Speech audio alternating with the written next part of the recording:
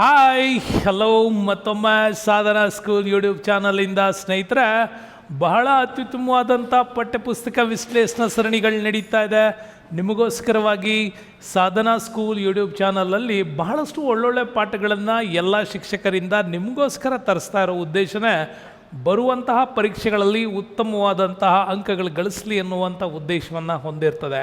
ಹಾಗಾಗಿ ಇವತ್ತು ನಾವು ತೆಗೆದುಕೊಂಡಿರ್ತಕ್ಕಂಥದ್ದು ಅಧ್ಯಾಯ 16 ಪಾರ್ಟ್ 2 ಸೋಷಿಯಲ್ ಸೈನ್ಸಲ್ಲಿ ಬರ್ತಕ್ಕಂಥ ಮೌರ್ಯರು ಮತ್ತು ಕುಶಾಣರು ಅನ್ನೋವಂಥ ಪಾಠ. ಬಹಳ ಅದ್ಭುತವಾಗಿರ್ತಕ್ಕಂಥ ಪಾಠಗಳಿವು. ಆದರೆ 8ನೇ ತರಗತಿ ಲೆವೆಲ್ಗೆ ನಿಮಗೆ ಎಷ್ಟು ಅಂಶಗಳು ಮತ್ತು ಅದರ ಬೇಸಿಕಲ್ಲಿ ನಿಮ್ಗೆ ಎಷ್ಟು ನಾಲೆಡ್ಜ್ ಬೇಕು ಅನ್ನೋದನ್ನು ಈ ಪಾಠಗಳಿಂದ ನೀವು ಓದಿ ತಿಳ್ಕೊಳ್ಬೋದು. ಹಾಗಂತ ಬರೀ ಓದಿ ತಿಳ್ಕೊಳ್ಳೋದಕ್ಕಷ್ಟೇ ಅಲ್ಲ, ಸಾಧನಾ ಸ್ಕೂಲ್ ಯೂಟ್ಯೂಬ್ ಚಾನಲ್ನ ಸಬ್ಸ್ಕ್ರೈಬ್ ಮಾಡ್ಕೊಳ್ಬೇಕು. ನಿಮ್ಮ ಎಲ್ಲ ಸ್ನೇಹಿತರಿಗೂ ಕೂಡ ಇದನ್ನು ಪರಿಚಯ ಮಾಡೋದ್ರ ಮುಖಾಂತರ ಚಾನಲ್ನ ಒಂದು ಸ್ಪೀಡ್ಗೆ ನಿಮ್ಮ ಒಂದು ಸಹಾಯ ಇರಲಿ ಅಂತ ಹೇಳ್ತಾ, ಸೊ ಬನ್ನಿ ಇವತ್ತಿನ ನಮ್ಮ ಈ ಪಾಠದಲ್ಲಿರ್ತಕ್ಕಂತಹ ಅದ್ಭುತವಾದ ವಿಚಾರಗಳನ್ನು ನೋಡ್ತಾ ಹೋಗೋಣ. ಸ್ನೇಹಿತರೆ, ಇವತ್ತಿನ ಪಾಠದಲ್ಲಿ ನೀವು ನೋಡ್ತಾ ಇರ್ಬೋದು ಮೌರ್ಯರು ಮತ್ತು ಕುಶಾಣರು ಪಾಠ. ಬಹಳ ಅದ್ಭುತವಾಗಿದೆ. ಭಾರತದಲ್ಲಿ ಸಾಮ್ರಾಜ್ಯದ ಕಲ್ಪನೆಗಳನ್ನು ತೋರಿಸಿದಂತಹ ಒಂದು ವ್ಯವಸ್ಥೆ ಇದು. ಹಾಗಾಗಿನೇ ನಮ್ಮಲ್ಲಿ 4 ಮುಖದ ಸಿಂಹದ ವಿಚಾರವೂ ಕೂಡ ಪಕ್ಕದಲ್ಲಿ ನೀವು ನೋಡ್ತಾ ಇರ್ಬೋದು. ಕುಶಾನರ ಕಾಲದಲ್ಲಿ ಭಾರತದಲ್ಲಿ ಪ್ರವರ್ಧಮಾನಕ್ಕೆ ಬಂದಂತಹ ಗಾಂಧಾರ ಶಿಲ್ಪಕಲೆಯ ವ್ಯವಸ್ಥೆಗಳು ತುಂಬ ಅದ್ಭುತವಾದಂಥ ಪಾಠಗಳು. ಬನ್ನಿ ನೋಡೋಣ ಏನು ಹೇಳುತ್ತೆ ನಮ್ಮ ಪಾಠಗಳು. ತುಂಬ ಉತ್ತಮವಾಗಿರ್ತಕ್ಕಂಥ ವಿವರಣೆಗಳನ್ನು ನಾವು ನೋಡ್ತಾ ಹೋಗ್ತೀವಿ. ಸಾಮಾನ್ಯವಾಗಿ ಸ್ನೇಹಿತರೆ, ಭಾರತದಲ್ಲಿ ಸಾಮ್ರಾಜ್ಯ ಅನ್ನುವ ಪರಿಕಲ್ಪನೆಗಳು ಶುರುವಾಗಿದ್ದೇ ಇಲ್ಲಿ. ಹಾಗಾಗಿನೇ ನಿಮಗೆ ಈ ಥರನೂ ಒಂದು ಪ್ರಶ್ನೆ ಕೇಳ್ಬೋದು, ಭಾರತ ಕಂಡ ಮೊದಲ ಸಾಮ್ರಾಜ್ಯ ಯಾವುದು ಅಂತ. ಅಲ್ಲಿ ನಮ್ಗೆ ನೋಡಿ, ಮಗಧ ಸಾಮ್ರಾಜ್ಯ, ಮೌರ್ಯ ಸಾಮ್ರಾಜ್ಯ, ಗುಪ್ತ ಸಾಮ್ರಾಜ್ಯ, ವರ್ಧನ ಸಾಮ್ರಾಜ್ಯ ಅಥವಾ ಪುಷ್ಯಭೂತಿಗಳು ಅಂತಲೂ ಕೂಡ ಕರಿತೀವಿ. ಹಿಂಗೆ ಕೊಟ್ಟಾಗ ನಿಮ್ಮ ಆನ್ಸರೇ ಮೌರ್ಯ ಸಾಮ್ರಾಜ್ಯ ಆಗಬೇಕು, ಮಗಧ ಸಾಮ್ರಾಜ್ಯ ಆಗಬಾರ್ದು. ಯಾಕೆ ಅಂತಂದರೆ ಭಾರತದಲ್ಲಿ ಕಂಡಂಥ ಮೊದಲ ಸಾಮ್ರಾಜ್ಯದ ಕಲ್ಪನೆ ಅಂದರೆ ಅದು ಮೌರ್ಯರದ್ದು. ಉತ್ತರ ಭಾರತದಿಂದ ಹಿಡಿದು ದಕ್ಷಿಣ ಭಾರತದವರೆಗೆ, ಪೂರ್ವ ಭಾರತದಿಂದ ಹಿಡಿದು ಪಶ್ಚಿಮ ಭಾರತದವರೆಗೂ ಕೂಡ ವಿಸ್ತಾರವಾದ ಸಾಮ್ರಾಜ್ಯವನ್ನು ಕಟ್ಟಿದವರು ಇವರೇನೆ. ಸಣ್ಣ ಪುಟ್ಟ ಪ್ರಾಂತ್ಯಗಳನ್ನು ಒಳಗೊಂಡಂಥ ಆಡಳಿತ ಮಗಧ ಸಾಮ್ರಾಜ್ಯದಲ್ಲಿ 16 ಮಹಾಜನಪದಗಳ ಕಾಲದಲ್ಲಿತ್ತು. ಆದರೆ ಅಲ್ಲಿ ಸಾಮ್ರಾಜ್ಯ ಅನ್ನುವಂಥದಕ್ಕೆ ನಮಗೆ ಸ್ಪಷ್ಟವಾಗಿ ಸಿಗ್ತಾ ಇರಲಿಲ್ಲ. ಹಾಗಾಗಿ ಮಗಧದಿಂದ ರಾಜ್ಯವನ್ನು ಆಳಿದಂತಹ ಸಾಮ್ರಾಜ್ಯ ಮುಂದೆ ಮೌರ್ಯ ಸಂಸ್ಕೃತಿ ಕಾಲಕ್ಕೆ ಬಂದಾಗ ನಮಗೆ ಚಂದ್ರಗುಪ್ತ ಮೌರ್ಯ, ಬಿಂದುಸಾರ, ಅಶೋಕನಂತಹ 3 ದೊರೆಗಳು ಮೌರ್ಯ ಸಾಮ್ರಾಜ್ಯದಲ್ಲಿ ಅತ್ಯಂತ ಪ್ರಸಿದ್ಧರಾದಂಥ ರಾಜಮನೆತನಗಳಾಗಿ ಹೊರಹೊಮ್ಮುತ್ತವೆ. ಅದಕ್ಕೆ ನಮಗೆ ಭಾಳಷ್ಟು ಆಧಾರಗಳು ಕೂಡ ಸಿಗುತ್ತೆ. ಗ್ರೀಕರ ರಾಯಭಾರಿಯಾಗಿದ್ದ ಮೆಗಸ್ಥಾನೀಸ್ ಇಂಡಿಕಾ ಅನ್ನುವ ಕೃತಿಯನ್ನು ಬರೆದಿದ್ದಾನೆ ಅಂತ ಹೇಳಲಾಗತ್ತೆ. ಯಾಕೆಂದರೆ ಈ ಕೃತಿಯ ಯಾವುದೇ ರೀತಿಯಾಗಿರ್ತಕ್ಕಂಥ ಹಸ್ತಪ್ರತಿ ಇವತ್ತುವರೆಗೂ ಲಭ್ಯ ಆಗಿಲ್ಲ. ಆದರೆ ಅದರ ಸಮಕಾಲೀನ ಗ್ರೀಕ್ ಬರವಣಿಗೆಗಳನ್ನು ಆಧಾರವಾಗಿಟ್ಕೊಂಡು ನಾವು ಇಂಡಿಕಾದಲ್ಲಿ ಹೀಗೆ ಹೇಳಲಾಗಿತ್ತು ಅಂತ ಎಕ್ಸ್ಪ್ಲೈನ್ ಮಾಡ್ತಾ ಇದ್ವಿ. ಹಾಗಾಗಿ ಮತ್ತು ನಮಗೆ ಒರಿಜಿನಲಿ ತುಂಬ ಅದ್ಭುತವಾಗಿ ಸಿಗೋದು ಅಂತಂದರೆ ಚಂದ್ರಗುಪ್ತ ಮೌರ್ಯನ ಆಸ್ಥಾನದ ಮಂತ್ರಿಯಾಗಿದ್ದ ವಿಷ್ಣುಗುಪ್ತ, ಕೌಟಿಲ್ಯ ಅಥವಾ ಚಾಣಕ್ಯ ಅನ್ನುವ ಹೆಸರುಗಳಿಂದ ಪ್ರಖ್ಯಾತನಾಗಿದ್ದಂತಹ ನಮ್ಮ ಕೌಟಿಲ್ಯನ ಅರ್ಥಶಾಸ್ತ್ರ ಕೃತಿಯಿಂದ ನಮಗೆ ಮೌರ್ಯ ಸಾಮ್ರಾಜ್ಯದ ಘನತೆಗಳು ನಮಗೆ ಸಿಗ್ತಾ ಹೋಗುತ್ತೆ. ಹಾಗಾಗಿ ಭಾರತ ಕಂಡ ಮೊದಲ ಸಾಮ್ರಾಜ್ಯ ಯಾವುದು ಅಂತಂದರೆ ಅದು ಮೌರ್ಯ ಸಾಮ್ರಾಜ್ಯ ಅಂತ ಕೂಡ ನಾವು ಅದನ್ನು ಸ್ಪಷ್ಟವಾಗಿ ಹೇಳ್ಬೋದು. ಸ್ನೇಹಿತರೆ, ಬಹುಮುಖ್ಯವಾಗಿ ನಮಗೆ ಬರುವಂಥದ್ದೊಂದು ಮೌರ್ಯ ಸಾಮ್ರಾಜ್ಯದ ಅಧ್ಯಯನ ಮಾಡಬೇಕು ಅಂತಂದರೆ ಈ ಕೃತಿ ತುಂಬಾ ಅದ್ಭುತವಾಗಿತ್ತು. ಹಾಗಾಗಿ ಈ ಕೆಳಗಿನ ಯಾವ ಕೃತಿಯನ್ನು ಮೈಸೂರಿನ ಶ್ಯಾಮಶಾಸ್ತ್ರಿಗಳು 1902 ಇಂದ ಅವರು ಅದನ್ನು ಸಂಶೋಧನೆ ಮಾಡ್ತಾರೆ, 1905ರಲ್ಲಿ ಅದು ಕಂಪ್ಲೀಟ್ ಆಗತ್ತೆ. ಯಾವ ಕೃತಿಯನ್ನು ಅವರು ಪತ್ತೆ ಮಾಡಿದ್ರು ಅಂತ ಇಂಡಿಕನ ಅರ್ಥಶಾಸ್ತ್ರ, ಮುದ್ರಾರಾಕ್ಷಸ ಮತ್ತು ವಿಕ್ರಮಾರ್ಜುನ ವಿಜಯ ಅಂತಿದೆ. ನಿಮಗೆ ಗೊತ್ತಿದೆ, ಈಗ ತಾನು ಹೇಳಿದೆ, ಮೆಗಸ್ಥಾನೀಸ್ ಬರೆದದ್ದು ಇಂಡಿಕಾ, ಕೌಟಿಲ್ಯ, ಚಾಣಕ್ಯ, ವಿಷ್ಣುಗುಪ್ತ ಅಂತ ಏನು ಕರಿತೀವಿ ಅವನು ಬರೆದದ್ದು ಅರ್ಥಶಾಸ್ತ್ರ. ಮುದ್ರಾರಾಕ್ಷಸ ಕೂಡ ಹೌದು, ಇದು ಗುಪ್ತರ ಕಾಲಕ್ಕೆ ರಚನೆಯಾದರೂ ಕೂಡ ಮೌರ್ಯ ಸಾಮ್ರಾಜ್ಯದ ಕಥೆಗಳನ್ನು ಹೇಳ್ತಕ್ಕಂಥದ್ದು. ಇನ್ನು ವಿಕ್ರಮಾರ್ಜುನ ವಿಜಯ, ಇದು ದಕ್ಷಿಣ ಭಾರತದಲ್ಲಿ ಕಲ್ಯಾಣಿ ಚಾಲುಕ್ಯರ ಕಾಲದಲ್ಲಿ ಸತ್ಯಾಶ್ರಯನ ಕಾಲಕ್ಕೆ ರಚನೆಯಾದಂತಹ ರನ್ನನ ಕೃತಿಗಳ ಬಗ್ಗೆ ಕೂಡ ಹೇಳ್ತೀವಿ. ಓಕೆ, ವಿಶಾಖದತ್ತ ಮುದ್ರಾ ರಾಕ್ಷಸವನ್ನು ಬರೆದಾಗಲೂ ಕೂಡ ಮುರ್ರಾದೇವಿಯ ಮಗ ಅನ್ನುವಂಥ ಕಲ್ಪನೆ ಕೊಡೋದ್ರಿಂದ ಇದು ಮೌರ್ಯ ಸಾಮ್ರಾಜ್ಯದ ಕಲ್ಪನೆ ಆಗ್ತಾ ಹೋಯಿತು. ಹಾಗಾಗಿ ಮೌರ್ಯ ಸಾಮ್ರಾಜ್ಯದ ಬಗೆಗಿನ ಸಂಪೂರ್ಣವಾಗಿರ್ತಕ್ಕಂಥ ಅರ್ಥವನ್ನು ತಿಳ್ಕೊಳ್ಳೋಕ್ಕೆ ಯಾವ ಕೃತಿಗಳನ್ನು ಶ್ಯಾಮಶಾಸ್ತ್ರಿಗಳು ಭಾಷಾಂತರ ಮಾಡ್ತಾರೆ ಅಂತಂದರೆ ನಿಮ್ಮ ಉತ್ತರ ಅರ್ಥಶಾಸ್ತ್ರ ಆಗಿರಬೇಕು. ಯಾಕೆ ಅಂತಂದರೆ 1902 ಮೈಸೂರಿನ ಓರಿಯೆಂಟಲ್ ಗ್ರಂಥಾಲಯದಲ್ಲಿ ಆರ್ ಶ್ಯಾಮಶಾಸ್ತ್ರಿಗಳು ಕೌಟಿಲ್ಯನ ಅರ್ಥಶಾಸ್ತ್ರದ ಹಸ್ತಪ್ರತಿಯೊಂದನ್ನು ಪತ್ತೆ ಮಾಡ್ತಾರೆ. ಇದು ಆ ಪಾಶ್ಚಾತ್ಯ ಜಗತ್ತು ಹೇಳ್ಕೊಳ್ಳುವಂತಹ ಅರ್ಥಶಾಸ್ತ್ರಕ್ಕಿಂತ ಭಾರತದಲ್ಲಿ ರಚನೆಯಾದಂಥ ಈ ಅರ್ಥಶಾಸ್ತ್ರ ಕೃತಿ ತುಂಬ ವಿಭಿನ್ನವಾಗಿತ್ತು. ಯಾಕೆ ಅಂತಂದರೆ ಇದು ಕೇವಲ ಆರ್ಥಿಕತೆ ಅಂಶಗಳನ್ನು ಅಲ್ಲಿ ಎಕ್ಸ್ಪ್ಲೈನ್ ಮಾಡಿರಲಿಲ್ಲ, ಇದು ರಾಜ್ಯಾಡಳಿತದ ಕ್ರಮಗಳನ್ನು ಹೇಳಿತ್ತು. ಅರಸ ಮತ್ತು ಪ್ರಧಾನಿ ಮತ್ತಿತರರು ಹೇಗೆ ಜವಾಬ್ದಾರಿಗಳನ್ನು ಕ್ಯಾಬಿನೆಟ್ಗಳ ನಿರ್ವಹಣೆ ಮಾಡಬೇಕು, ಒಂದು ಸಾಮ್ರಾಜ್ಯ ಬಲಶಾಲಿ ಆಗೋದಕ್ಕೆ ಹೇಗೆ ವಿದೇಶಾಂಗ ನೀತಿಯನ್ನು ಜಾರಿಗೆ ತರಬೇಕು, ಹಣಕಾಸಿನ ನಿರ್ವಹಣೆ ಹೇಗಿರಬೇಕು, ಗೂಢಾಚಾರದ ಭಾವನೆಗಳು ಹೇಗಿರಬೇಕು, ಸೈನ್ಯವನ್ನು ಹೇಗೆ ಕಟ್ಕೊಳ್ಬೇಕು, ಹೇಗೆ ಅದನ್ನು ಶಿಸ್ತುಬದ್ಧವಾಗಿ ಇಟ್ಕೊಳ್ಬೇಕು, ಎಲ್ಲ ಒಂದು ಸಾಮ್ರಾಜ್ಯ ಕಟ್ಟುವುದಕ್ಕೆ ಬೇಕಾಗುವ ಎಲ್ಲ ಅಂಶಗಳನ್ನು ಅರ್ಥಶಾಸ್ತ್ರದಲ್ಲಿ ಭಾಳ ಅದ್ಭುತವಾಗಿ ಕೌಟಿಲ್ಯ ಹೇಳೋಗಿದ್ರು. ಅದನ್ನು ಇಲ್ಲಿ ನಮ್ಮಲ್ಲಿ ಸಾವಿರಾರು ವರ್ಷಗಳ ನಂತರ ಅದನ್ನು ವಿಶೇಷವಾಗಿ ರೆಡಿ ಮಾಡಿಬಿಟ್ಟು ಜಗತ್ತಿನಾದ್ಯಂತ ವಿದ್ವಾಂಸರ ಜೊತೆಗಿನ ಚರ್ಚೆಯನ್ನು ಮುಗಿಸಿ ಕೊನೆಗೆ ಈ ಕೃತಿಯನ್ನು ಅವ್ರು ತರ್ತಾರೆ. ಹಾಗಾಗಿ ಮೌರ್ಯ ಸಾಮ್ರಾಜ್ಯ ಅಂದ ತಕ್ಷಣ ನಮ್ಮ ತಲೆಯಲ್ಲಿ ಬರೋದೇ ಅಶೋಕ ಅಂತೀವಿ. ಬಟ್ ಅಶೋಕ ಒಬ್ಬನೇ ಅಲ್ಲ. ಮೌರ್ಯ ಸಾಮ್ರಾಜ್ಯದ ಸ್ಥಾಪನೆ ಮಾಡಿದವನು ಚಂದ್ರಗುಪ್ತ ಮೌರ್ಯ, ಆಮೇಲೆ ಅವನ ಮಗ ಬಿಂದುಸಾರ, ಬಿಂದುಸಾರನ ಮಗ ಅಶೋಕ, ಮುಂದೆ ದಶರಥ, ಕುನಾಲ, ಸಂಪ್ರತಿ ಆಳ್ತಾರೆ. ಅದರ ನಂತರ ಸಾಲಿಸೂಕ, ದೇವವರ್ಮನ್, ಶತಮಧನುಷ್, ಬೃಹದ್ರುತ ಬರ್ತಾರೆ. ಬೃಹದ್ರುತ ಈ ವಂಶದ ಕೊನೆಯ ದೊರೆ. ಹಾಗಾದ್ರೆ ಈ ವಂಶದ ಸ್ಥಾಪಕ ಯಾರು ಅಂತ ಕೇಳಿದ್ರೆ ಚಂದ್ರಗುಪ್ತ ಮೌರ್ಯ. ಅಶೋಕ ಯಾರು? ಈ ವಂಶದ ಪ್ರಸಿದ್ಧ ದೊರೆ. ಬಹಳ ವಿಚಿತ್ರ ಅಂತಂದರೆ ಚಂದ್ರಗುಪ್ತನ ಕಾಲದಲ್ಲಿ ಜೈನ ಧರ್ಮ ಪ್ರವರ್ಧಮಾನಕ್ಕೆ ಬಂತು. ನೆನಪಿಟ್ಕೊಳ್ಳಿ, ಚಂದ್ರಗುಪ್ತ ಮೌರ್ಯ ತನ್ನ ಸಾಮ್ರಾಜ್ಯದ ಸ್ಥಾಪನೆಯ ನಂತರ ತನ್ನ ಆಡಳಿತದ ಕೊನೆಯ ಅವಧಿಯಲ್ಲಿ ಆತ ದಕ್ಷಿಣದ ಶ್ರವಣಬೆಳಗೊಳಕ್ಕೆ ಬರ್ತಾನೆ. ಏನು ನಮ್ಮ ಕರ್ನಾಟಕದ ಶ್ರವಣಬೆಳಗೊಳ ಹಾಸನ, ಅಲ್ಲಿಗೆ ಬರ್ತಾನೆ. ಅಲ್ಲಿಗೆ ಬರುವಾಗ ಅವನ ಜೊತೆ ಬಂದಿದ್ದಂಥ ಶ್ರೇಷ್ಠ ಜೈನ ಯತಿ ಭದ್ರಬಾಹು ಬಂದಿದ್ದ. ಹಾಗಾಗಿ ಭದ್ರಬಾಹುವಿನಿಂದನೇ ಜೈನ ಒಂದು ಸಂಸ್ಕೃತಿ ದಕ್ಷಿಣ ಭಾರತದಲ್ಲೂ ಕೂಡ ಪ್ರಚಾರ ಆಯಿತು. ಆಗ ಪ್ರಚಾರವಾಗಿದ್ದು ಕೂಡ ದಿಗಂಬರ ಒಂದು ಪಂಥ. ಜೈನ ಧರ್ಮದ ದಿಗಂಬರ ಪಂಥ ಶುರುವಾಗಿದ್ದ ಶ್ರವಣಬೆಳಗೊಳದಿಂದ ಅಂತ ಹೇಳ್ತಾರೆ. ಹಾಗಾಗಿ ಜೈನ ಧರ್ಮವನ್ನು ಪ್ರವರ್ಧಮಾನಕ್ಕೆ ತಂದದ್ದು ದಕ್ಷಿಣ ಭಾರತದಲ್ಲಿ ಚಂದ್ರಗುಪ್ತ ಮೌರ್ಯ ಮತ್ತು ಭದ್ರಬಾಹು ಅಂತೀವಿ. ಅಲ್ಲೇ ನಿಮ್ಗೆ ಶ್ರವಣಬೆಳಗೊಳದಲ್ಲಿ ಇನ್ನೂ ವಿಶೇಷವಾದ ಕಥೆಗಳಿದೆ. ಗುಳ್ಳಕಾಯಜ್ಜಿ ಕತೆ ಕೂಡ ಹೇಳಿದ್ದೀನಿ ನಿಮಗೆ. ಮಹಾಮಸ್ತಕಾಭಿಷೇಕದ ಹಿಂದಿನ ಬಹು ಅರ್ಥ ಕೊಡುವಂಥ ಗುಳ್ಳಕಾಯಜ್ಜಿ ಕತೆ ಕೂಡ ತುಂಬ ಚೆನ್ನಾಗಿದೆ. ಅದನ್ನು ಹಿಂದೆ ಹೇಳಿದ್ದೀನಿ, ಆ ವಿಡಿಯೋದಲ್ಲಿ ನೋಡಿ, 6ನೇ ಕ್ಲಾಸ್ ವಿಡಿಯೋದಲ್ಲಿ ಹೇಳಿದ್ದೀನಿ ನೋಡಿ. ಇವನು ಚಂದ್ರಗುಪ್ತ ಮೌರ್ಯ ಆದಮೇಲೆ ಇವನ ಮಗ ಬಿಂದುಸಾರ, ಈತ ಬೇರೆ ಧರ್ಮವನ್ನು, ಆತ ಹಿಂದೂ ಧರ್ಮವನ್ನು ಪರಿಪಾಲನೆ ಮಾಡ್ತಾ ಬಂದ. ಬಾರಾಮತಿ ಗುಹೆಗಳ ಒಂದು ಸಂದರ್ಭದಲ್ಲಿ ಅಜೀವಿಕ ಪಂಥವನ್ನು ಬೆಳೆಸಿದವನು ಬಿಂದುಸಾರ. ಅಜೀವಕರಿಗೆ ಪಂಥಕ್ಕೆ ತುಂಬ ಆದ್ಯತೆ ಕೊಟ್ಟವನು ಬಿಂದುಸಾರ. ಇನ್ನು ಅಶೋಕ ಬಂದರೆ ಅಶೋಕ ಬೌದ್ಧ ಧರ್ಮೀಯನಾದ. ನೋಡಿ, ಅಜ್ಜ ಜೈನ ಧರ್ಮ ಆದರೆ, ಅಪ್ಪ ಹಿಂದೂ ಧರ್ಮ ಆದರೆ, ಮಗ ಇಲ್ಲಿ ಬೌದ್ಧ ಧರ್ಮಕ್ಕೆ ಮತಾಂತರ ಆಗ್ತಾರೆ. ಕಾರಣ ಅವನ ಆಸ್ಥಾನದಲ್ಲಿದ್ದಂಥ ಉಪಗುಪ್ತ. ಚಂದ್ರಗುಪ್ತನಿಗೆ ಚಾಣಕ್ಯ ಹೇಗಿದ್ನೋ ಹಾಗೆ ಅಶೋಕನಿಗೆ ಉಪಗುಪ್ತ ಇದ್ದ. ಉಪಗುಪ್ತನ ಸಂದೇಶಗಳಿಂದಾಗಿಯೇ ಅಶೋಕ ಬೌದ್ಧ ಧರ್ಮಕ್ಕೆ ಮತಾಂತರ ಆದ ಅಂತ ಹೇಳ್ತವೆ. ಮುಂದೆ ದಶರಥ, ಕುನಾಲ, ಸಂಪ್ರತಿ, ಸಾಲಿಸೂಕ, ದೇವವರ್ಮನ್, ಶತಮಧನುಷ್ ಮತ್ತು ಬೃಹದ್ರುತ ಬರ್ತಾನೆ. ಬೃಹದ್ರುತ ಕೂಡ ಬಹಳಷ್ಟು ದೊಡ್ಡ ಮಟ್ಟದ ಬೌದ್ಧ ಧರ್ಮದ ಪರಿಪಾಲಕ ಆಗಿದ್ದ.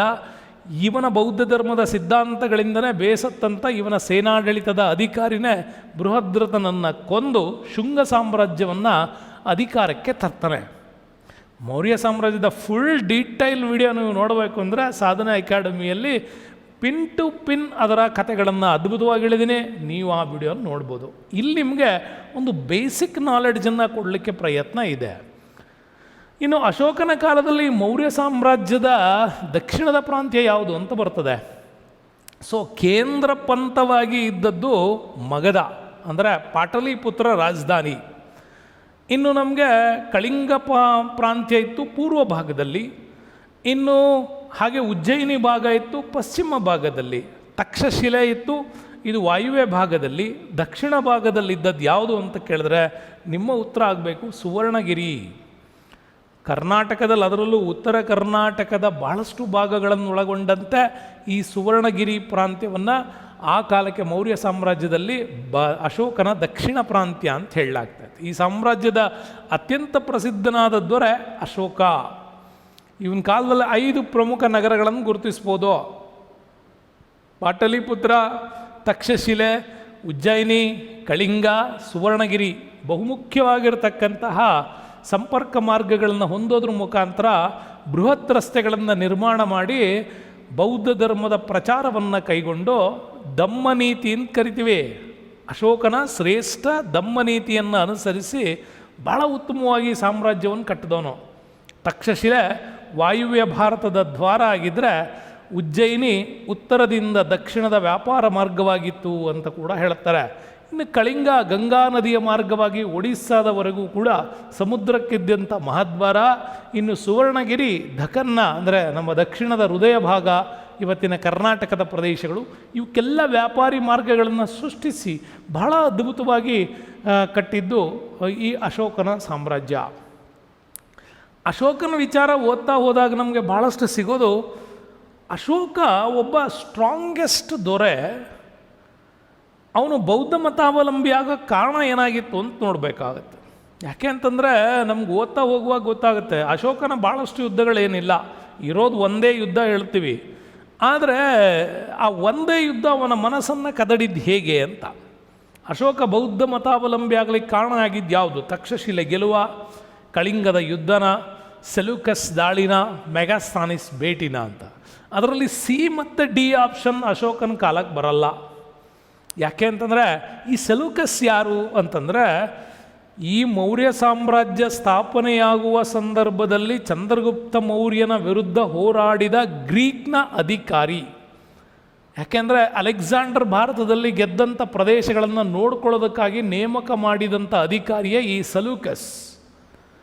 ಸೆಲ್ಯೂಕಸ್ ಚಂದ್ರಗುಪ್ತ ಮೌರ್ಯನ ವಿರುದ್ಧ ಹೋರಾಟ ಮಾಡಿ ಸೋತಿದ್ದ. ಹಾಗಾಗಿ ಈ ಸೆಲ್ಯೂಕಸ್ನ ರಾಯಭಾರಿಯಾಗಿ ಬಂದವನೇ ಈ ಮೆಗಾಸ್ಥಾನಿಸ್, ಚಂದ್ರಗುಪ್ತ ಮೌರ್ಯನ ಆಸ್ಥಾನಕ್ಕೆ ಭೇಟಿ ಕೊಟ್ಟಿದ್ದ. ಅವೆರಡು ಇವ್ರಿಗೆ ಬರಲ್ಲ. ಇನ್ನು ತಕ್ಷಶಿಲೆ ಮತ್ತು ಕಳಿಂಗ ಉಳಿಯುತ್ತೆ. ತಕ್ಷಶಿಲೆ ಮೇಲೆ ಯುದ್ಧ ಅಂತೂ ಇಲ್ಲ, ಕಳಿಂಗದ ಯುದ್ಧ. ಯಾಕಂದರೆ ತಕ್ಷಶಿಲೆ ಹೋರಾಟ ಇದೆ, ಅದು ಅಶೋಕ ಅಧಿಕಾರಕ್ಕೆ ಬರೋಕ್ಕಿಂತ ಮುಂಚೆ ನಡೆದದ್ದು. ಅಶೋಕ ತನ್ನ ಇಡೀ ಸಾಮರ್ಥ್ಯವನ್ನು ತನ್ನ ತಂದೆ ಬಿಂದುಸಾರನಿಗೆ ತೋರಿಸಿದ್ದೆ ತಕ್ಷಶಿಲೆ ಹೋರಾಟದಲ್ಲಿ. ಹಾಗಾದ ಮೇಲೆ ಅಶೋಕ ತನ್ನ ಗಾದಿಗೆ ಬರ್ತಾನೆ. ಬಟ್ ಕಳಿಂಗ ಯುದ್ಧ ಇದೆಯಲ್ಲ, ಅಶೋಕನ ಜೀವನದಲ್ಲಿ ಬಹುಮುಖ್ಯವಾಗಿರ್ತಕ್ಕಂಥ ಪರಿವರ್ತನೆ. ಅದು ಕ್ರಿಸ್ತಪೂರ್ವ 261 ಕಾಲಕ್ಕೆ ನಮಗೆ ಈ ಯುದ್ಧ ಬರ್ತದೆ. ಹಾಗಾಗಿ ನಿಮ್ಮ ಉತ್ತರ ಕಳಿಂಗದ ಯುದ್ಧ ಆಗಬೇಕು. ಅಶೋಕ ಸುಮಾರು 8 ವರ್ಷಗಳ ನಂತರದ ಹೋರಾಟ, ಕಳಿಂಗ ಯುದ್ಧವನ್ನು ಹೋರಾಡಿ ವಶಪಡಿಸ್ಕೊಳ್ತಾನೆ. ಸುಮಾರು ಯುದ್ಧದಲ್ಲಿ ಹೇಳಲ್ಪಡ್ತಾರೆ 1,50,000 ಸೈನಿಕರು ಸರಿಯಾಗಿದ್ದರು, 1,00,000 ಜನರು ಯುದ್ಧದಲ್ಲಿ ಮರಣ ಆಗಿದ್ದರು. ಅನೇಕ ದೊಡ್ಡ ಮಟ್ಟದ ಯುದ್ಧ ಆಗಿತ್ತು, ದೊಡ್ಡ ಸಾವು ನೋವುಗಳಾಗಿತ್ತು. ಇದನ್ನೆಲ್ಲ ನೋಡಿದಂಥ ಚಕ್ರವರ್ತಿ ಜರ್ಜರಿತನಾಗಿದ್ದ, ಹೀಗೆಲ್ಲ ಹೇಳ್ತಾರೆ. ಪ್ರೆಸೆಂಟ್ ಏನು? ಒಡಿಸ್ಸಾದ ಕಾಳಿಂಗದಲ್ಲಿ ಆಗ ಶುದ್ಧ ಧರ್ಮ ಇದ್ದ, ಕೆಲವರು ಶುದ್ಧ ವರ್ಮ ಅಂತಾರೆ, ಇರಲಿ, ಶುದ್ಧ ಧರ್ಮ ಇದ್ದ. ಅವನ ವಿರುದ್ಧ ಹೋರಾಟ ಮಾಡೋದಕ್ಕೆ ಹೋಗ್ತಾನೆ. ಹೋರಾಟದಲ್ಲಿ ರಾಜನ ನಂತರ ರಾಣಿಯೂ ಯುದ್ಧಕ್ಕೆ ಬಂದಿದ್ಲು ಅಂತ ಕೆಲವು ಕಥೆಗಳು ಹೇಳ್ತವೆ. ಆಧಾರಗಳು ಸ್ಪಷ್ಟವಾಗಿಲ್ಲ ಅಷ್ಟೆ. ಯುದ್ಧದಲ್ಲಿ ಹೋರಾಟ ಮಾಡಿದ ಸಂದರ್ಭದಲ್ಲಿ ಬಹಳ ಹೋರಾಟದ ಗೆಲುವನ್ನು, ಪ್ರಯಾಸದ ಗೆಲುವನ್ನು ಸಾಧಿಸಿ, ಕಳಿಂಗ ಒಂದು ರಾಜ ಸಾಮ್ರಾಜ್ಯ ಅಲ್ಲ, ಅದು ಪ್ರಜಾಪ್ರಭುತ್ವದ ಅಡಿಯಲ್ಲಿದ್ದಂಥ ಒಂದು ರಾಜ್ಯ.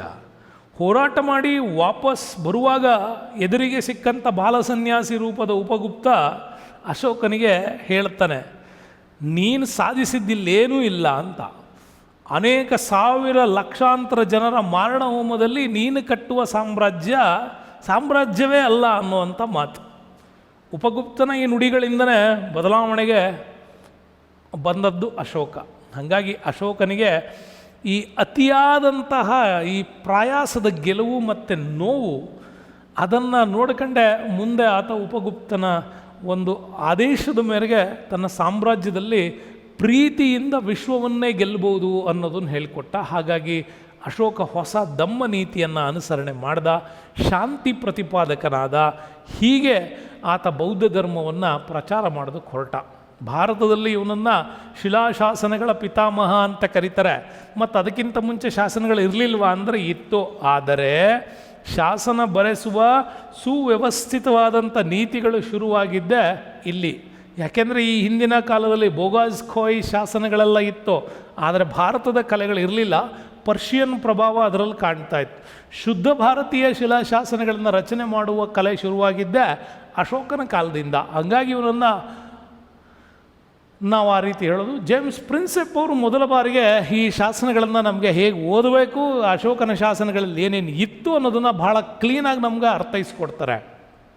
ಹಾಗಾಗಿ ವಿವಿಧ ಕೇಂದ್ರಗಳಲ್ಲಿ ಎಲ್ಲ ಪ್ರಾಂತ್ಯಗಳಲ್ಲೂ ಕೂಡ ಭೂಪ್ರದೇಶದ ಆಡಳಿತವನ್ನು ಹೊಂದಿದ್ದಂಥ ಅಶೋಕ ಎಲ್ಲ ಕಡೆಗಳಲ್ಲೂ ಕೂಡ ಈ ಬೌದ್ಧ ಧರ್ಮದ ಸಂಪೂರ್ಣವಾದ ನೀತಿಗಳನ್ನು ಅಳವಡಿಸ್ಕೊಂಡು ಜನರ ಹೇಗಿರಬೇಕು, ಒಬ್ಬ ಸರ್ವೋತ್ತಮ ಗುಣಗಳನ್ನು ಒಳಗೊಂಡಂಥ ಒಬ್ಬ ವ್ಯಕ್ತಿ ಹೇಗಿರಬೇಕು ಅನ್ನೋದ್ರ ಮೂಲಕ ತನ್ನ ಶಾಸನಗಳಲ್ಲಿ ವಿಚಾರಗಳನ್ನು ಹೇಳ್ತಾ ಹೋದ. ಹಾಗಾಗಿ ನಮಗೆ ಇವನ ಶಾಸನಗಳಲ್ಲಿ ಬಹಳ ತುಂಬ ಒಳ್ಳೊಳ್ಳೆ ವಿಚಾರಗಳು ಸಿಗ್ತಾ ಹೋಗ್ತವೆ. ಬುದ್ಧನು ಬೋಧಿಸಿದಂಥ ದಯಾಪರ ನೀತಿಗಳು ಹೆಚ್ಚು ಇವನನ್ನು ಪ್ರಭಾವ ಮಾಡಿತ್ತು, ಅದನ್ನು ಕೂಡ ಇದರಳಿಸ್ತಾನೆ. ಈ ಕಾರ್ಯಕ್ಕಾಗಿ ಧರ್ಮದ ವಿಚಾರಗಳನ್ನು ಪ್ರಚಾರ ಮಾಡಬೇಕು ಅಂತ ಧರ್ಮ ಮಹಾಮಾತ್ರರು ಅನ್ನೋ ಅಧಿಕಾರಿಗಳನ್ನು ನೇಮಕ ಮಾಡಿ ಪ್ರತಿ ಗ್ರಾಮೀಣ ಮಟ್ಟದಿಂದ ಹಿಡಿದು ರಾಷ್ಟ್ರೀಯ ಮಟ್ಟದವರೆಗೂ ಕೂಡ ಧಮ್ಮ ನೀತಿಯನ್ನು ಜಾರಿಗೆ ತಂದ. ಬರೀ ಇಲ್ಲೇ ಇದ್ದರೆ ಆಗಲ್ಲ, ವಿದೇಶಗಳಿಗೂ ಕೂಡ ಆ ಪ್ರಚಾರವನ್ನು ಮಾಡ್ದ. ಆವಾಗಲೇ ನಾವು ಹೇಳೋದು, ಶ್ರೀಲಂಕಾದವರೆಗೂ ಕೂಡ ತನ್ನ ಬೌದ್ಧ ಧರ್ಮ ಪ್ರಚಾರಕ್ಕೆ ತನ್ನ ಮಕ್ಕಳನ್ನೇ ಕಳಿಸಿದ್ದ ಅಂತ. ಮಹೇಂದ್ರ ಮತ್ತು ಸಂಘಮಿತ್ರೆ ಬಂದಿದ್ದರು ಅಂತ. ಬನವಾಸಿಗೂ ಕೂಡ ಕಳಿಸಿದ್ದ ಅನ್ನೋದಕ್ಕೂ ಕೂಡ ಓದ್ತೀವಿ. ಹಾಗೆ ಪೂರ್ವ ಭಾರತ, ಪಶ್ಚಿಮ ಭಾರತ, ಕಾಂಬೋಡಿಯಾ, ಚೀನಾದವರೆಗೂ ಕೂಡ ಧರ್ಮ ಪ್ರಚಾರ ಇವನ ಕಾಲದಲ್ಲಿ ನಡೆದಿತ್ತು ಅನ್ನೋದು ಕೂಡ ನಮಗೆ ಗೊತ್ತಾಗ್ತಾ ಹೋಗತ್ತೆ. ಹಾಗಾಗಿ ನಮ್ಮ ಇವನ ಒಂದು ಭಾರತದ ರಾಜಲಾಂಛನವಾಗಿ 4 ಮುಖದ ಸಿಂಹನ ಕಲಾಕೃತಿ ಅಶೋಕನ ಏನು ನಮ್ಮ ಸ್ತಂಭಶಾಸನಗಳಲ್ಲಿ ರಚನೆ ಮಾಡ್ತಾ ಇದ್ದ ಅಂದರೆ ಸಿಂಹವನ್ನು ಬಳಸಿ, ಕುದುರೆಯನ್ನು ಬಳಸಿ, ಮತ್ತು ಈ ವಿಶೇಷವಾಗಿರ್ತಕ್ಕಂಥ ಋಷಭವನ್ನು ಬಳಸಿ ಮತ್ತು ಚಕ್ರವನ್ನು ಬಳಸಿ ಮಾಡ್ತಿದ್ದಂಥ ಇವನ ಒಂದು ಸ್ತಂಭಗಳನ್ನು ತನ್ನ ಸಾಮ್ರಾಜ್ಯದ ಎಲ್ಲ ಕಡೆ ಆತ ಮುಖ್ಯ ವಿಭಾಗಗಳಲ್ಲಿ ಇಟ್ಟಿದ್ದ. ಅಂಥ ಒಂದು ಸಿಂಹದ ಕಲಾಕೃತಿ ಅಶೋಕನ ಯಾವ ಶಿಲಾಸ್ತಂಭದಿಂದ ನಾವು ಆಯ್ಕೆ ಮಾಡಿಕೊಂಡು ಇವತ್ತು ಭಾರತದ ರಾಜಲಾಂಛನವನ್ನಾಗಿ ಮಾಡ್ಕೊಂಡಿದ್ವಿ ಅನ್ನೋ ಪ್ರಶ್ನೆ ಬಂದರೆ ನೋಡಿ, ಬೋಧಗಯ, ಸಾರನಾಥ, ಸಾಂಚಿ ಮತ್ತು ಮಸ್ಕಿ ಅಂತ ಬರುತ್ತೆ. ಸೊ ನಿಮ್ಮ ಉತ್ತರ ಸಾರನಾಥನೇ ಆಗಬೇಕು. ಸಾರನಾಥದಲ್ಲಿ ಇದ್ದಂಥ ಈ ಒಂದು ಸ್ತಂಭವನ್ನೇ 4 ಸಿಂಹಗಳನ್ನು ಪೀಠದಲ್ಲಿ ಕೂರಿಸಿರ್ತಕ್ಕಂಥ ಈ ಧರ್ಮಚಕ್ರವನ್ನು ಒಂದು ಕಡೆ ಕುದುರೆ, ಮತ್ತೊಂದು ಕಡೆ ಋಷಭ, ಮಧ್ಯದಲ್ಲಿ ಚಕ್ರ, ಇದನ್ನು ಒಳಗೊಂಡಂತಹ ಕಮಲದ ಪೀಠದ ಒಂದು ವ್ಯವಸ್ಥೆಯನ್ನು ಇಟ್ಕೊಂಡ್ಬಿಟ್ಟು ರಚನೆಯಾದಂಥದ್ದು ಇದು. ಬಟ್ ಅವನ ಶಾಸನಗಳಲ್ಲಿ ನೀವು ನೋಡ್ತಾ ಹೋದರೆ ಎಲ್ಲ ವಿಶೇಷವಾಗಿರ್ತಕ್ಕಂಥ ಅಂಶಗಳು ನಮಗೆ ಕಾಣ್ತಾ ಹೋಗುತ್ತೆ.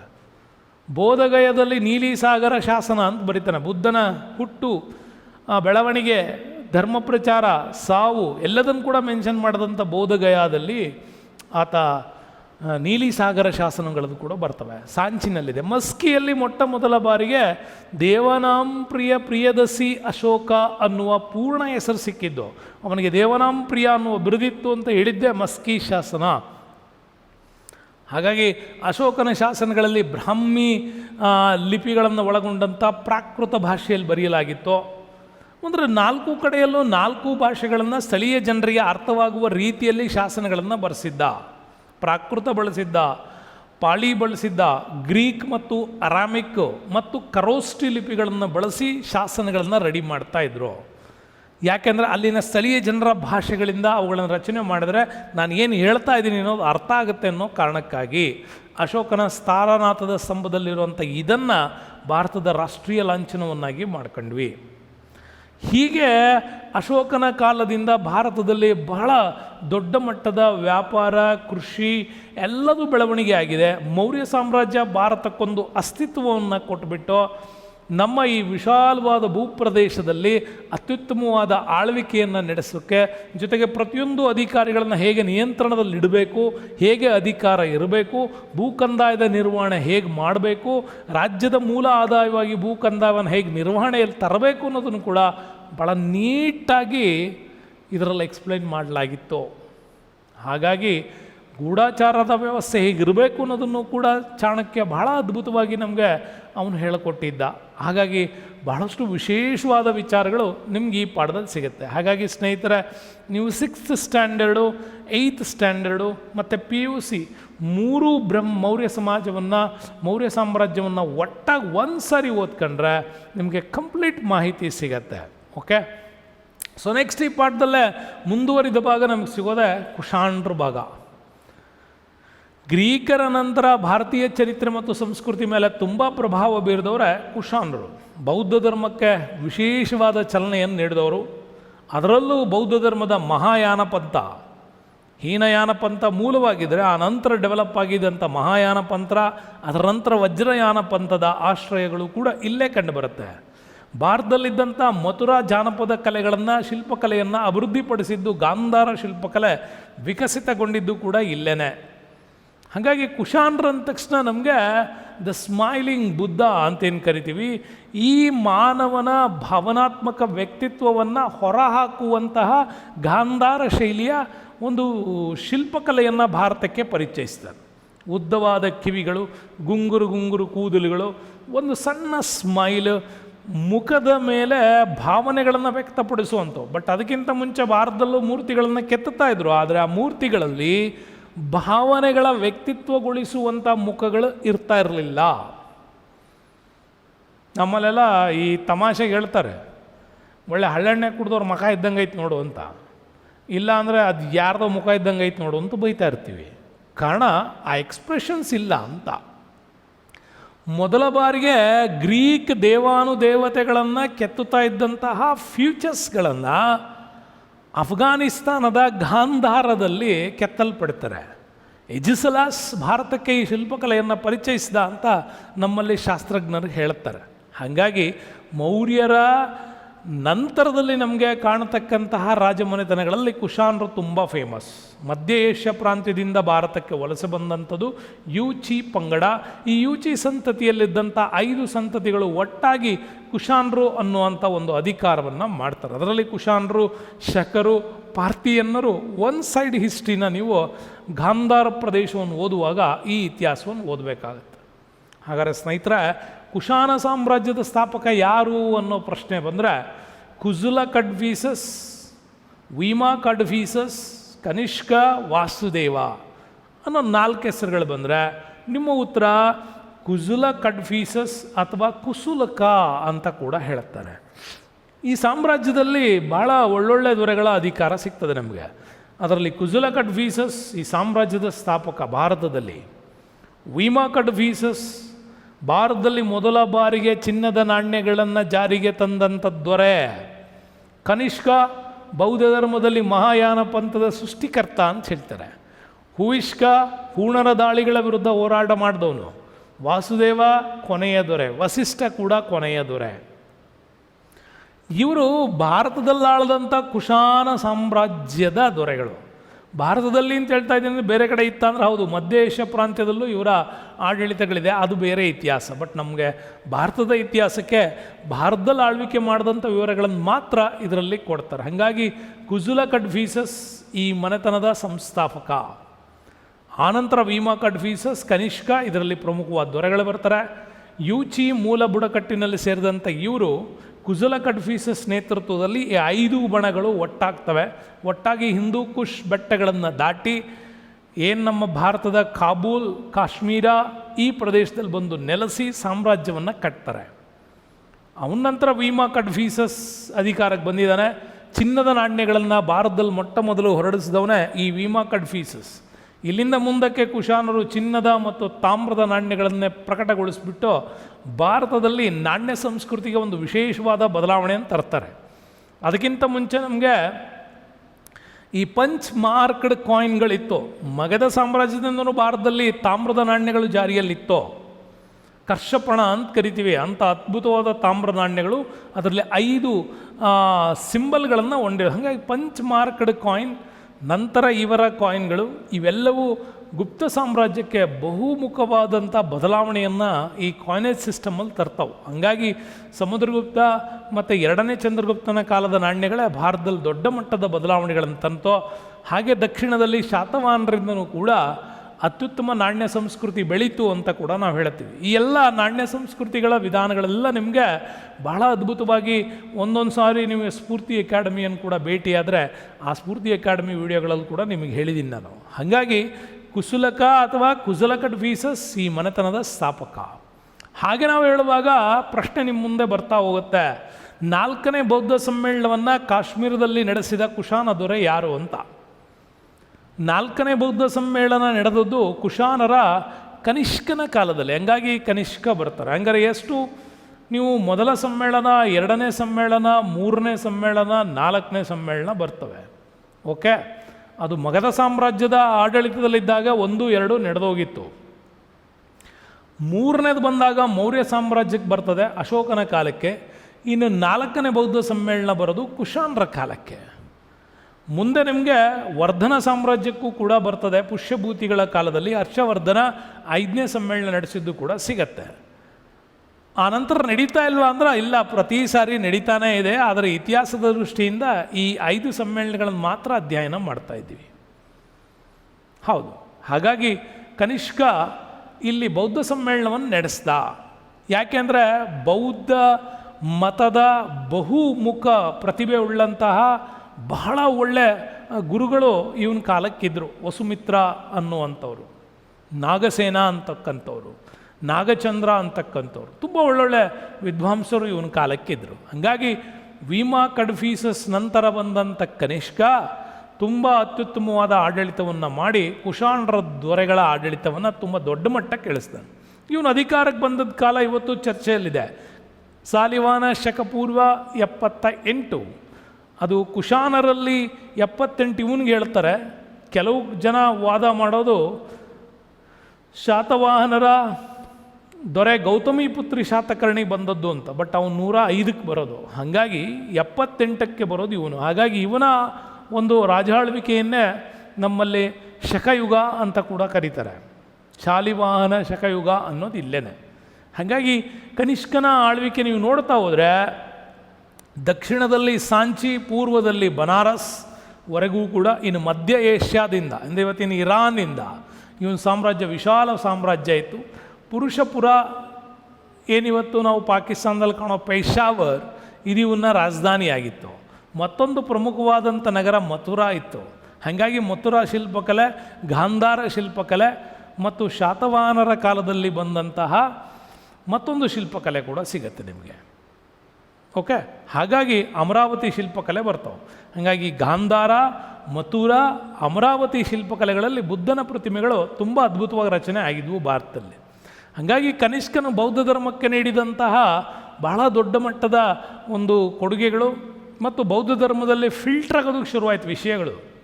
ಯಾಕೆಂದರೆ ಇವನ ಆಸ್ಥಾನದಲ್ಲಿ ಅಶ್ವಘೋಷ ಇದ್ದ, ವಸುಮಿತ್ರ ಇದ್ದರು, ಮತ್ತು ಸಂಘರಕ್ಷ ಬರ್ತಾರೆ. ಇವರೆಲ್ಲ ಅದ್ಭುತವಾಗಿರ್ತಕ್ಕಂಥ ಬೌದ್ಧ ವಿದ್ವಾಂಸರನ್ನ ಈ ಕಾಲಕ್ಕೆ ನಾವು ನೋಡ್ಬೋದು. ಹಾಗಾಗಿನೇ 4ನೇ ಬೌದ್ಧ ಸಮ್ಮೇಳನ ಕಾಶ್ಮೀರದಲ್ಲಿ ನಡೆಸೋದ್ರ ಮುಖಾಂತರ ಬೌದ್ಧ ಧರ್ಮದ ಪ್ರಚಾರಕ್ಕೆ ಈತ ತುಂಬ ದೊಡ್ಡ ಮಟ್ಟದಲ್ಲಿ ಪ್ರೋತ್ಸಾಹ ಕೊಟ್ಟ. ಮಧ್ಯ ಏಷ್ಯಾ ಮತ್ತು ಚೀನಾಗಳಿಗೂ ನಿಯೋಗಗಳನ್ನು ಕಳಿಸಿದ. ಕಲೆ ವಾಸ್ತುಶಿಲ್ಪದಲ್ಲಿ ದೊಡ್ಡ ಮಟ್ಟದ ಪ್ರೋತ್ಸಾಹವನ್ನು ಮಾಡಿದ. ಇವೆಲ್ಲರ ಪರಿಣಾಮ ಬೌದ್ಧ ಧರ್ಮ ಪ್ರಪಂಚದಾದ್ಯಂತ ಮತ್ತೊಂದು ಹೊಸ ಮುಖದಲ್ಲಿ ಪರಿಚಯ ಆಯಿತು. ಹೀನಯಾನ ಮತ್ತು ಮಹಾಯಾನ ಪಂಥಗಳ ಒಂದು ದೊಡ್ಡ ಮಟ್ಟದಲ್ಲಿ ಬದಲಾವಣೆಗಳನ್ನು ನಾವು ಅಲ್ಲೇನು ಕಾಣ್ತೀವೋ ಹಾಗೆಯೇ ಇಲ್ಲೂ ಕೂಡ, ಅಂದರೆ ಜೈನ ಧರ್ಮದಲ್ಲಿ ನಿಮಗೆ ಏನು ಶ್ವೇತಾಂಬರರು, ದಿಗಂಬರು ಕಾಣ್ತಾ ಇತ್ತೋ ಹಾಗೆ ಬೌದ್ಧ ಧರ್ಮದಲ್ಲಿ ಹೀನಯಾನ, ಮಹಾಯಾನ, ವಜ್ರಯಾನ ಪಂಥಗಳು ಭಾಳ ದೊಡ್ಡ ಮಟ್ಟದಲ್ಲಿ ಬೆಳವಣಿಗೆ ಆಗಿದ್ದು ಈ ಕಾಲದಲ್ಲಿ ಅಂತ ಹೇಳ್ಬೋದು. ಬಹಳ ಅತ್ಯುತ್ತಮವಾದಂಥ ವಿಚಾರಗಳ ಒಂದು ಸಂಕ್ಷಿಪ್ತ ವಿವರಣೆ ನಿಮಗೆ ಈ ಪಾಠಗಳಲ್ಲಿ ಸಿಗ್ತಾ ಹೋಗುತ್ತೆ. ನಾನು ಈಗಲೂ ಹೇಳ್ತಾ ಇದ್ದೀನಿ, ನಿಮಗೆ 6ನೇ ಕ್ಲಾಸು 8ನೇ ಕ್ಲಾಸು PUC 3 ಪುಸ್ತಕಗಳನ್ನು ಕಂಬೈನ್ ಮಾಡಿ ಒಂದು ಸಾರಿ ನೀವು ಓದಿದ್ರೆ ಪೂರ್ತಿ ನಮ್ಮ ಮೌರ್ಯರು, ಕುಶಾಣರು, ಗುಪ್ತರು ಎಲ್ಲ ಸಾಮ್ರಾಜ್ಯಗಳ ಕಂಪ್ಲೀಟ್ ಡೀಟೇಲ್ ಹಿಸ್ಟ್ರಿ ನಿಮಗೆ ಇದರಲ್ಲಿ ಸಿಗ್ತಾ ಹೋಗುತ್ತೆ. ಹಾಗಾಗಿ ಈ ವಿಡಿಯೋದಲ್ಲಿ ಇಷ್ಟೊಂದು ಅದ್ಭುತವಾಗಿ ನಿಮಗೋಸ್ಕರ ಪಾಠಗಳನ್ನು ಹೇಳಿದ್ದೇನೆ. Stay with us. Ramesh sir, thank you, bye. ಮುಂದಿನ ವಿಡಿಯೋದಲ್ಲಿ ಮತ್ತೆ ಸಿಗ್ತೀನಿ. ಧನ್ಯವಾದಗಳು.